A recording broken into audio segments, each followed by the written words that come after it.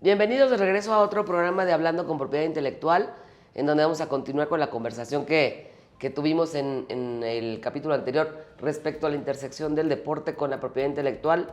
Y quienes nos hicieron favor de ver el último capítulo habrán notado que concluimos como ya con el área hasta del chisme, ¿no? De si Mbappé tenía o no marca registrada y demás. Así que, si te parece, Artur, podríamos empezar con algunos ejemplos de cuestiones del deporte que se encuentran protegidos vía derechos de autor, registros de marca, diseños industriales o patentes. Tú por ahí traías algunos y yo tengo otros. Sí, creo que las patentes son las principales. Las reinas, ¿verdad? En este caso, sí. Hablamos en el programa pasado sobre los tenis de ASICS, ¿no? Y la patente que tiene. También Speedo, con estos trajes de baño que están diseñados para cortar el agua, para los deportistas olímpicos. Entonces, ahí podría haber una tecnología especial, ¿no? Pero ahí no podría ser un poco lo que decías tú del otro capítulo de antidoping, de doping deportivo. Correcto. Sí, y yo entiendo que debe de haber límites precisamente, ¿no? Porque, pero creo que esos límites surgen hasta que ya hay un problema o que se comprueba que ya están teniendo digamos, una ventaja competitiva frente a los demás, ¿no? Que en una de esas, pues lo que hacen es que lo replican las demás delegaciones. Ahorita me puse a pensar, por ejemplo, era muy comentado cómo los nadadores, por ejemplo, se rasuraban para quitarse el vello corporal y poder tener supuestamente menos fricción con el agua, ¿no? Y de ahí lo que salió, y creo que fue en Australia, fueron estos trajes de baño completos, ¿no? O sea, que casi nada más se les ven los ojitos. Sí. Porque con eso reduces también la fricción o la resistencia, ¿no? Al momento de nadar. Y por ejemplo, hablando de esos trajes completos, me acuerdo justo en Sydney 2000 que había una corredora australiana que era era la favorita a ganar en los 100 metros planos o una cosa así. Y es como muy característico que las mujeres en estas competencias de velocidad usan como tipo trajes de baño, ¿no? Para correr solo arriba. Y ella salió con un traje totalmente completo que le cubría toda la cabeza, ¿no? Creo que era gris el color. Y entonces era toda la tecnología que traía Nike atrás, ¿no? Cuando era algo inusual que una competidora de velocidad saliera con un traje completo, ¿no? Entonces, eso es todos los temas de tecnología que no se sabían hasta que ella corrió con ello, no estaba infringiendo ninguna regla. Sí, claro, porque han de estar como secreto, exacto. O sea, secreto industrial perfectamente guardado, custodiado y hasta que sale a la competencia, ¿no? Exacto, entonces yo creo que todo eso viene después, o sea, toda la reglamentación y las restricciones tendrían que ser posteriores a que se confirma o se comprueba que existe alguna ventaja competitiva que digamos es desleal o va contra el reglamento, ¿no? Y creo que históricamente uno de los primeros casos fue de Adidas, precisamente en el Mundial de Fútbol de 1954, donde la selección de Alemania tenía unos zapatos de fútbol, los tacos de fútbol. Había un partido que era Alemania contra Hungría, que era como muy, muy importante, y estaba lloviendo muchísimo, entonces como que el pasto estaba más flojo, y en ese momento la selección de alemana sale con unos tacos más largos. Entonces mejor agarre. Exactamente, permitían mejor agarre, ¿no? Y eso fue una tecnología que en su momento, estamos hablando de los 50, tal vez ahorita no es tan novedosa, tan representativa, pero en aquel entonces representó una ventaja. Al final gana Alemania, y justamente porque había menos fricción en el pasto por estos tacos especiales, ¿no? Ya, o sea, y también estaba ahorita pensando, estamos hablando de las invenciones que se utilizan ya en el momento en el que estás en tu prueba, ¿no? En la competencia o en el partido o lo que sea. Pero seguramente debe haber muchos otros elementos de tecnología y por lo tanto invención que utilicen los deportistas para entrenar. O sea, antes de, ¿sabes? Porque si uno ve, volvemos a los famosos, o sea, perdón la referencia constante, pero en los Juegos Olímpicos tú ves los récords mundiales o los récords olímpicos e invariablemente cada 4 años se rompen. Entonces, los 100 metros que hace 50, 60 años se hacían en X cantidad de tiempo, hoy ya los corredores le bajaron X cantidad de segundos, y eso creo yo que puede ser también inclusive por la pista, ¿no? O sea, el tartán que utilizan, la tecnología que hay el material que utilizan las pistas, pero también la manera en la que entrenaron, pero los zapatos, o sea, una cantidad de factores, todos relacionados con la propiedad intelectual o susceptibles de ser protegidos vía propiedad intelectual, que inciden en la forma en la que se desarrollan las competencias, ¿no? Sí, y si regresamos a este tema de los olímpicos, creo que es incluso más notorio en los paralímpicos, ¿no? Claro. Con las prótesis que tienen los corredores, ¿no? Creo que uno de los más famosos y controversiales por diversos motivos, incluso personales, está Oscar Pistorius, ¿no? Que era como de los más famosos que empezaban a correr con estas prótesis, ¿no? Y de ahí lo que decide el Comité Olímpico Internacional, o no sé si haya una sección paralímpica, es que las prótesis solamente podrían ser pasivas y no eléctricas ni mecatrónicas, etcétera, que pudieran representar una ventaja, ¿no? Entonces, hacen muchísimas pruebas para que estas prótesis pasivas de los corredores no influyan en su rendimiento, que representen, digamos, este dopaje deportivo, ¿no? Estaba leyendo una entrevista de otro corredor paralímpico que decía que sería millonario si ganara $1 por cada pregunta que le hacen, si corre más rápido con la prótesis, ¿no? Y él decía, realmente son prótesis mecánicas, entonces es lo mismo que si te dijera corres más rápido con y sin piernas, ¿no? Pues son como preguntas a veces un poco lógicas, pero para él son sus piernas totalmente, ¿no? Entonces, esta regulación que existe tanto de las prótesis pasivas en los paralímpicos como de las sillas de ruedas, ¿no? También tenemos estas sillas de ruedas que son clásicas, todos las conocemos, pero para los paralímpicos tienen ciertas modificaciones, ¿no?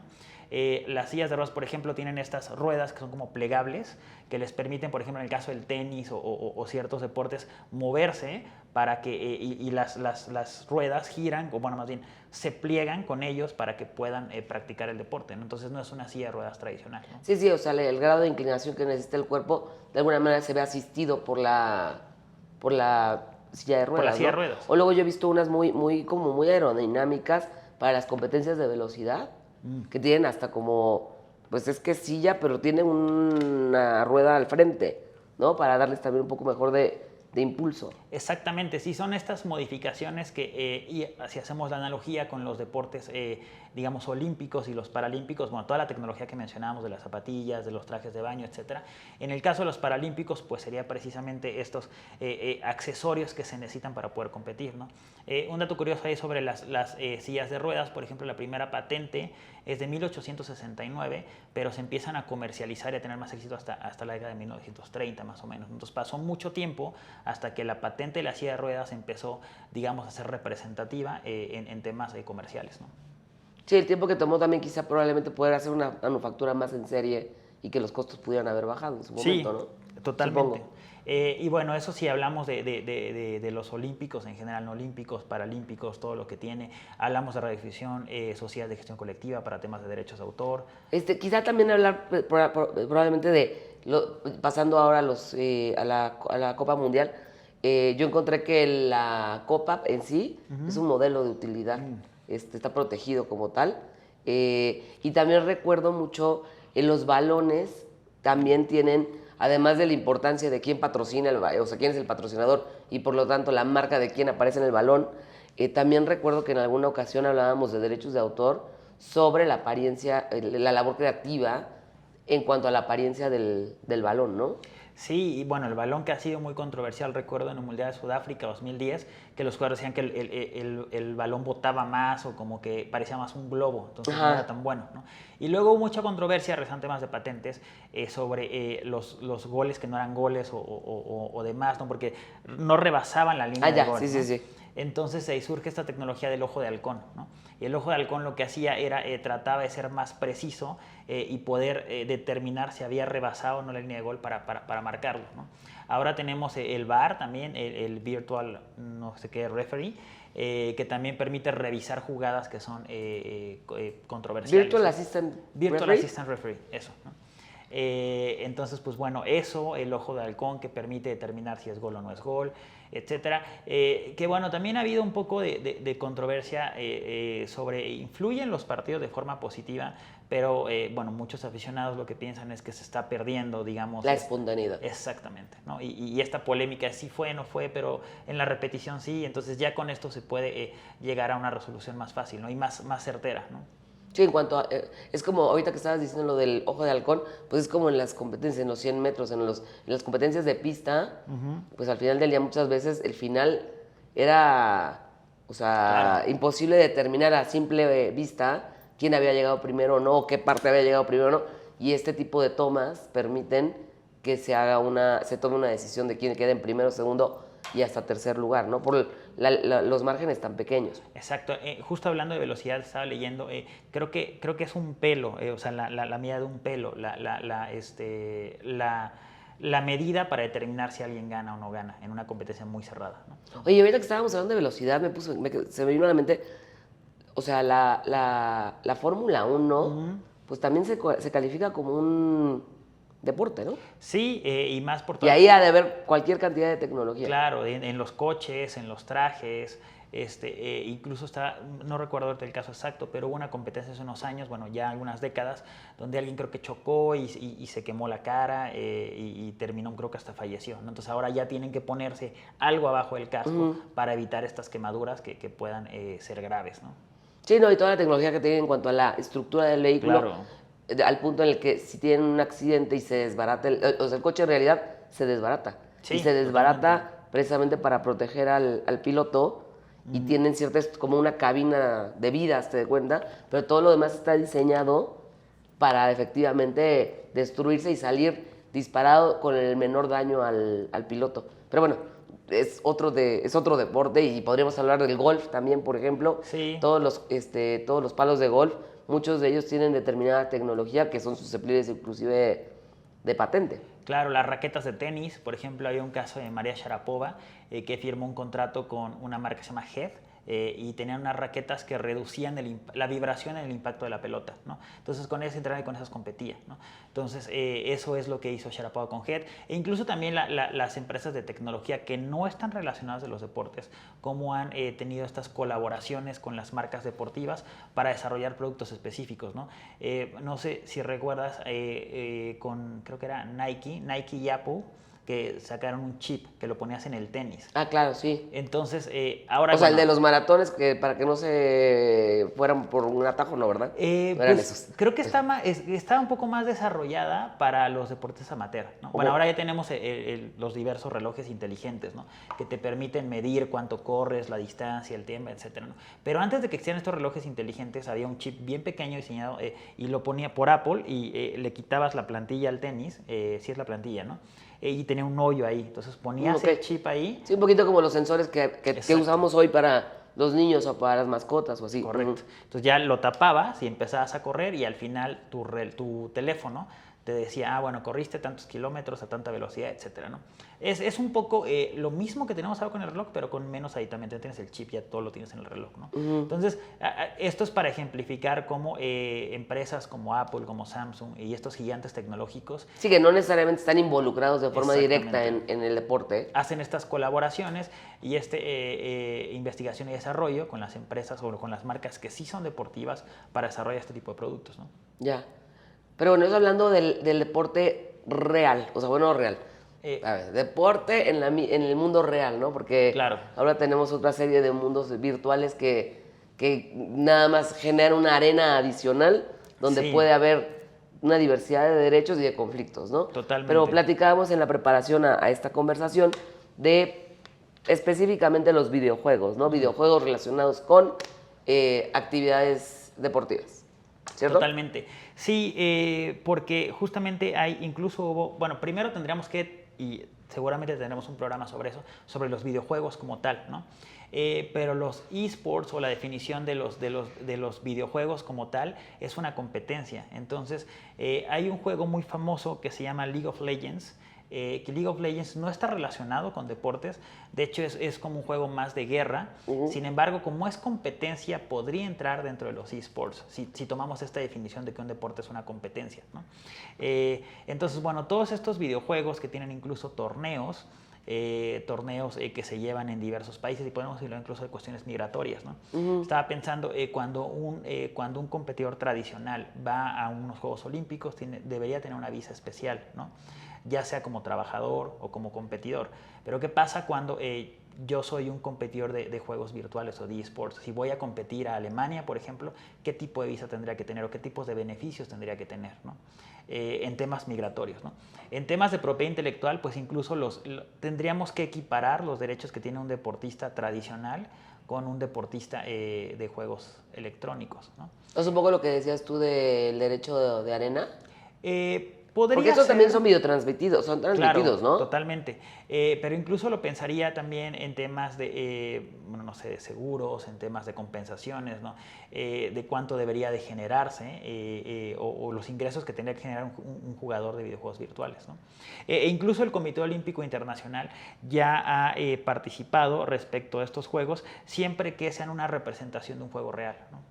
Ok, cuando llevas una competencia... Deportes virtuales sería la definición. Ah, ok, perfecto. O sea, como cuando en vez de ir al estadio a ver competencias de atletismo, ¿esas competencias se hacen en el videojuego? Más bien yo entiendo que la distinción que hace es diferente que te sientes simplemente con tu control a jugar fútbol a que estés representando con un bat virtual. Ya te entendí, ya. ¿Sabes? Entonces esa podría ser una diferencia. O sea, ese sería ya un deporte propiamente. Sancionado por el Comité Olímpico Internacional, porque está haciendo una representación de un juego real, pero digamos de forma electrónica, ¿no? Sí, o como por ejemplo hay empresas de videojuegos que te venden la raqueta, ¿no? Por ejemplo, o el bat, como decías tú. Exacto. Y bueno, hablamos, justamente mencionabas estos temas de monetización de derechos de propiedad intelectual, que podría ser no solo con la venta de entradas, porque como dices, es igual que un deporte tradicional, donde vas a ver a los jugadores jugar, pero la retransmisión y todo eso. Todo esto permite monetizar este tipo de competencias, ¿no? Y además de que puedes cobrar por eso, supongo yo que también las diferentes marcas que representan cada uno de los jugadores tienen el mismo concepto de patrocinio, los mismos pagos por concepto de patrocinio, debe haber una autorización para usar la imagen de los jugadores. Sí, hablamos de derecho a la imagen también, que también lo hemos tratado en otros programas. Y hay un caso interesante, que este sí es un caso que quisiera ejemplificar, sobre videojuegos de fútbol, ¿no? Que digamos que el más famoso es lo que era FIFA antes, ¿no? Que era FIFA 2021, 22, etcétera, ¿no? Y FIFA tenía la licencia sobre diversos equipos de fútbol y diversos jugadores, ¿no? También respecto a su imagen, ¿no? Entonces, después existe un competidor que era el Pro Evolution, si no me equivoco, que tenía también licencia sobre ciertos jugadores, pero en menor medida, ¿no? Entonces, como que históricamente FIFA y este juego pues eran los competidores en esta parte, ¿no? Pero había otro juego muy tradicional que se conoce como Football Manager. Entonces, el Football Manager lo que tenía, e incluso muchos equipos profesionales se hacen llegar de las estadísticas de los jugadores, ¿no? Entonces, Football Manager te permitía, como su nombre lo dice, ser el entrenador de equipos, ¿no? Entonces, es como el fútbol, el fantasy, ¿no? Exactamente, como un fútbol fantasy. De hecho, eso es un gran ejemplo. Y entonces tenían los nombres de los equipos reales, los jugadores y estadísticas. De tal jugador le pega bien al balón, es mejor defensa, etcétera, ¿no? Y lo que pasa ahí es que durante más de 30 años usó los nombres de los equipos, ¿no? Sin ningún problema, nadie reclamó. Hasta que un equipo inglés, que fue el Manchester United, reclamó y dijo, estás haciendo uso de mi nombre como parte de los equipos, ¿no? Más allá del tiempo o el lapso que pasó sin que hubiera una reclamación, hubo un tema muy interesante en la infracción que me parece que no fue tradicional, algo novedoso, ¿no? Generalmente cuando presentas una infracción por uso de marca, es como su nombre dice, por uso ilegal de marca, ¿no? Entonces lo que Manchester alegó fue una infracción por no uso de marca. Y lo que pasaba es que Manchester argumentaba ok, estás usando el nombre Manchester United para mi equipo, el color del uniforme es rojo, pero eliminaste el escudo. Entonces, al eliminar... ¿Estás mutilando mi marca? Exactamente. Entonces decía, más o menos el argumento en palabras sencillas es de, si vas a usar, úsalo todo. O sea, si vas a infringir, infringe bien. Entonces eso fue como muy novedoso porque el remover el escudo era parte de los argumentos principales de Manchester United cuando es una infracción no tradicional, ¿no? Qué interesante, a mí se me hubiera ocurrido decir, estás reproduciendo casi todos los elementos de mi marca. Exactamente. ¿No? Más allá de, o sea, un poquito para tratar de señalar que el hecho de que eliminaras algo no evitaba que hubiera la infracción, pero pues muy interesante ¿Y en qué acabó? Bueno, al final Se arreglaron. no, terminó en un arreglo, cambia el nombre, ya no le ponían Manchester United, sino como era Red Man o Man U, etcétera, y eliminan esta parte de forma confidencial, ¿no? Pero hubo otro caso justamente relacionado con esto, creo que esa era, digamos que la carta sobre la cual estaba apostando Manchester United era por un caso de Mitsubishi, ¿no? Hubo un videojuego donde se reproducían todos los coches de Mitsubishi tal cual, pero removían la marca Mitsubishi. Entonces, si tú lo veías es de, bueno, el coche es igual, ¿no? Pero como está removiendo la marca, entonces está haciendo un mal uso de mi marca. El mal no uso de mi marca, por llamarlo de alguna forma, ¿no? Y bueno, eso sucedió. Y lo que sucedió con Mitsubishi es que ellos a su vez se hacían valer de otro caso que salió con un videojuego que se llama Call of Duty.